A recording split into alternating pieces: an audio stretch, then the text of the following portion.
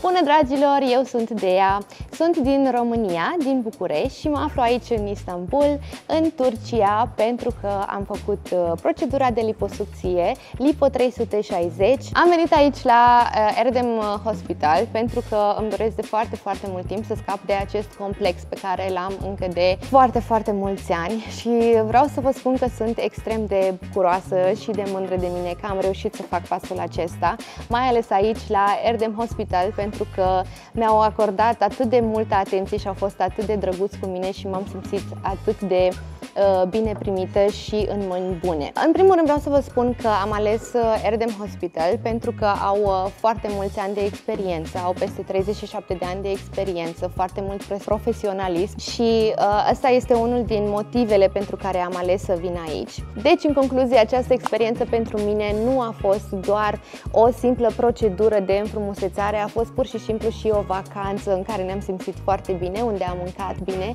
și unde am fost tratați foarte frumos și sunt foarte mulțumitoare pentru acest lucru. Ca și în cazul meu, de data aceasta a fost liposucția 360. În vară am fost aici pentru Hollywood Smile, deci pentru orice alte proceduri vă recomand Erdem Hospital pentru că nu este doar o procedură. Vreau să mulțumesc domnului doctor care a avut foarte multă grijă de mine, vreau să mulțumesc personalului, vreau să mulțumesc asistentelor. Am fost îngrijită aici foarte bine, așa că dacă luați în considerare să veniți aici la Erdem Hospital, vă spun cu mâna pe inimă, puteți să o faceți pentru că o să fiți în mâini foarte bune. Vă mulțumesc, la revedere!